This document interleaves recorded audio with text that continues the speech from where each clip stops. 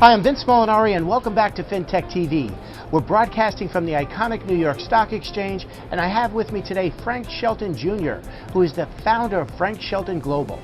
Now, Frank worked over 2 decades on Capitol Hill. He left by faith to preach the gospel and encourage leaders globally. He's a best-selling author and speaks to over 1 million people in TV annually, and he's also been a chaplain at 4 Olympics. Frank, it is an absolute delight and honor to have you with us today. I'm so proud of you. It's my honor. Thank you for having me. Well, right back at you, my friend. You know, I've got to jump in. We have a short amount of time, but, you know, I want to talk about your family history at Capitol Hill. I don't know how we're going to compress 6 decades, 6 generations rather, into 10 minutes, but give me a little background. Well, long story short, I was going to go into politics, protect the president, or preach the gospel, and I was blessed to pursue all 3 vocations by my 35th birthday. I'm now a 6th generation Washingtonian, all born on Capitol Hill. I was born President's Day weekend. My mom was born the 4th of July. My son was born Inauguration Day. And but my father was the assistant chief of the entire U.S. Capitol Police. He protected 8 U.S. presidents, but 5 consecutive generation police. They tell me my family has now protected the last 26 or 28 U.S. presidents. That's incredible. Wow. And it was my ancestor that hand-carried Abraham Lincoln across the street from Ford's Theater. It was a Shelton that carried Lincoln. So that's how far back we go. It's been amazing. What an amazing history. Thank you to you and your family. It's been an honor, and I had the honor to serve in 4 different White Houses, and I was the youngest in 40 years to work on the floor of the United States Senate, and I was an aide to the governor of Maryland. I was a special assistant speechwriter, the House Majority Leader of Congress. So we bounced around, but like you, I'm in the people business, and we're just trying to make a difference while we're here. Well, and quite a difference you're making, Frank. And you know, I want to jump around a little bit, but you know, you've got, I'd say, this body of work that really is manifested into a couple of books you wrote. Yes. So let's talk to me a little bit about the books, because it's so fascinating. Yeah. Well, my first book, I think your viewers would enjoy it. It's called Career versus Calling. And you know, some people think if you're in the ministry, you got to be in a pulpit or have a paycheck. But the real world's out there. So instead of preaching to the choir, the real world's Monday through Friday, just like what you're doing. But the title was Career versus Calling. A career is a job, but a calling brings joy. A career, you make $1, but a calling, you make a difference. A career, you felt like you're existing Monday through Friday, but a calling, you're living every day of the week. But here's the beautiful thing. If your career is your calling, you have the best of both worlds. And I also was on staff with the famous Billy Graham, the preacher, pastored 13 U.S. presidents. Absolute legend. And he believed that the next great revival would be in marketplace ministry. So whether it's on the floor of Wall Street, New York Stock Exchange, or if it's filming in Hollywood, on the powers of Capitol Hill, you know, it's a chance to walk those hallways and corridors, almost being a billboard of hope. And that's what the world needs, is hope. Billboard of hope. I absolutely love that. But I have to pull on that thread a minute, because I never heard, I'm sorry, marketplace ministry. Here we are on the iconic floor of the New York Stock Exchange. Nobody, pull on that. What is that really? Give me some detail. Well, I have a friend, you know, in the inner city, unfortunately, where there's a lot of drugs, they're dope dealers. I'd like to think I'm a hope dealer. And you know, in a world done, sir. In a world of hype, we're bringing hope. But marketplace ministry, again, is not for a select few. It's for, I love that verse, Vince, in the Bible, whatever your hand finds to do it for God's glory. So if you're an accountant, do taxes for God. You know, if you're a business leader, shine with integrity as you broker deals. You know, it's not just the title, it's the testimony of integrity. Just living it out. It may not be wearing it on your shirt, may not be wearing it on your sleeve. I believe when you're doing it right, you don't have to do either. You know, people will know. Sometimes you say it best when you say nothing at all. I talk about just glowing for God wherever you're at. And you don't have to be preachy, because let's face it, sometimes the ones that wear the bigger cross are living right the least. You know, we don't have to hide nothing. It's just whatever your vocation is, do it with class. Do it with integrity. I love watching you. They love you. You're making a difference, whether it's the janitor or the cafeteria worker or a power broker. You know, you're just showing class, and that's what I hope to do every day of the week. Yeah. I appreciate that, Frank, and it means so much coming from you. But it really is, you know, at its foundation, leading by example and treating others the way you'd want to be treated yourself. Yeah. So it really resonates with me when you talk about do it with integrity, and that is the golden thread in the tapestry, isn't it? It is. Well, you can have all the charisma and credentials, but if you don't have character, you'll eventually run into a crisis. You know, I have this saying that if you have a chance to drive a brand new Infiniti or walk in integrity, just walk in integrity. Because when the car breaks down, it's not a slam against the car dealership, but here's the thing, it's not wrong to have both. Just don't have the high end and then find out we bottom in because we didn't do the little things big. And back to marketplace ministry, you know, it's a change. So to whom much is given, much is required. And as we're making a difference and making the dollars, you can also help the world. You can help the underprivileged, you can help the poor, you can finance someone else's dream. And it's not just the preacher in the pulpit Sunday. You guys can reach more during the week here, and that's where you feel like you're making a difference, and you are. And that's what gives me hope. Well, you know, and you talk about hope, and you talk about education, awareness, and we can call it preaching, we can call it information, we can call it knowledge, but it is that personal responsibility to those who have, right, to help and elevate others and give back in your own way. Yeah. And it doesn't mean to be mutually exclusive, right? That's correct. It can coexist. Yeah.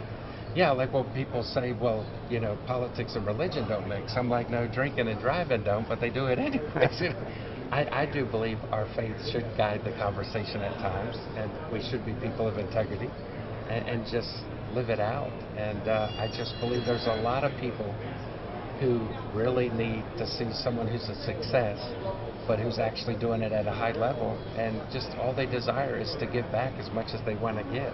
Because Zig Ziglar was a great motivator speaker, and he believed you can get whatever you want out of life as long as you help them get what they want first. And I just believe we all win when we help each other. Isn't that a beautiful feedback loop, right? Yeah, it is. Frank, you know, and it's so clear, your passion, your energy, you're glowing in enthusiasm as this comes through. So it's so genuine. You know, talk to me a little bit about, you know, you mentioned Billy Graham a moment ago. You're on Billy Graham's staff to, you know, Frank Shelton Global, right? What an epic journey that must have been. It's been an honor, So I first saw Billy Graham preach when I was 10 years old. My mom and dad took me to see where the Redskins played, RFK Stadium. By the way, I do believe they're going to bring the name back. But I walked out of there in front of 65,000, and I said, Mom, I could never be him, but if God could do a little bit of that in my life one day, it'd be amazing.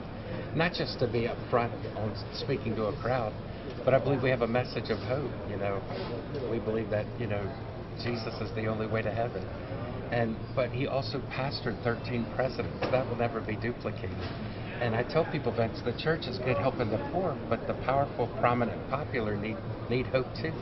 So that's where, you know, being a chaplain at the Olympics, or for 5 years. 4 Olympics. Yeah, we did amazing. London in 2012, Rio in 2016, Tokyo 2020, and Paris was 24, and Lord willing, Los Angeles is 28.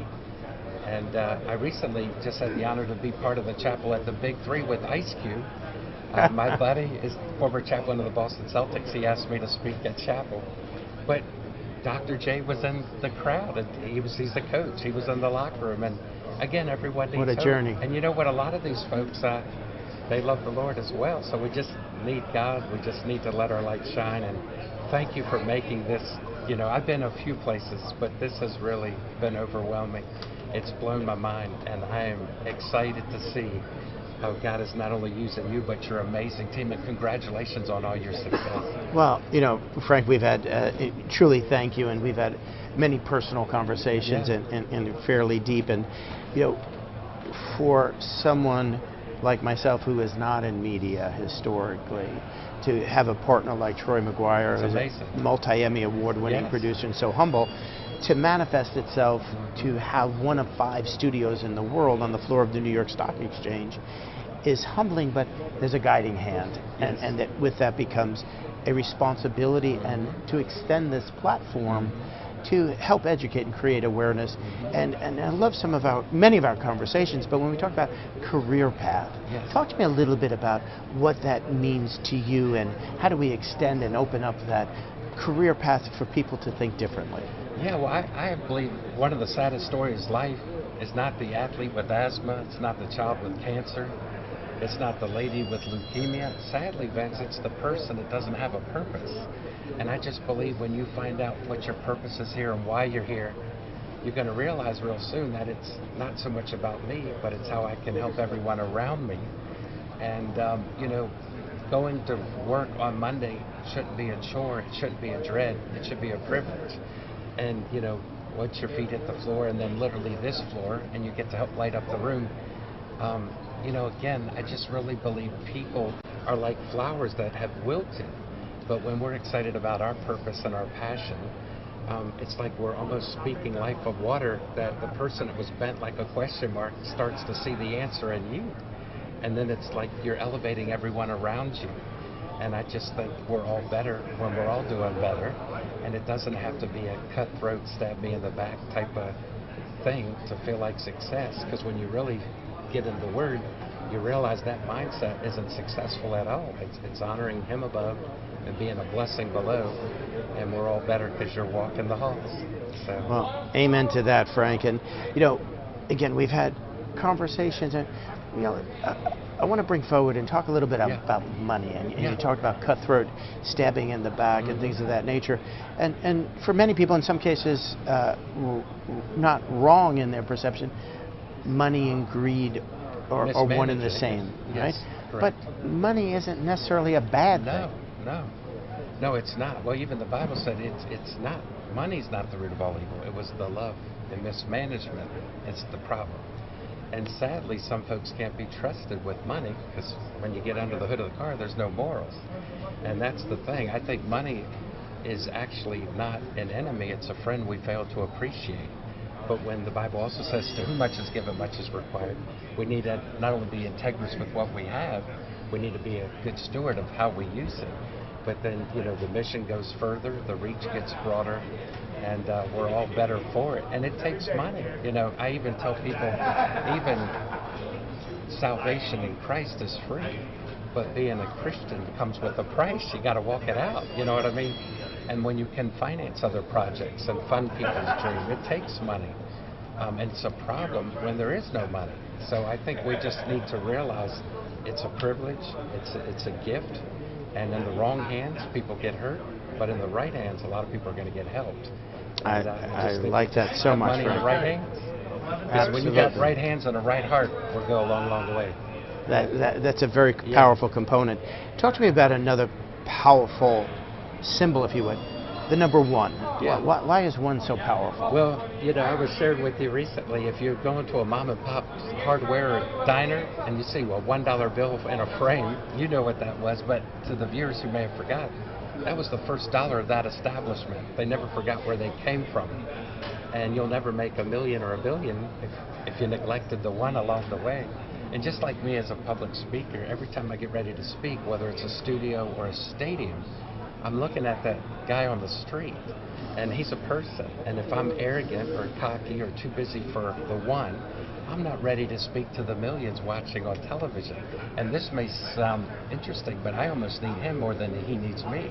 I look at the homeless as almost my pop quiz, because if I disrespect him, I may be disrespecting God. And the truth is, it could have been me. You know what I mean? I see some of myself in them as well. But I just think everyone's important.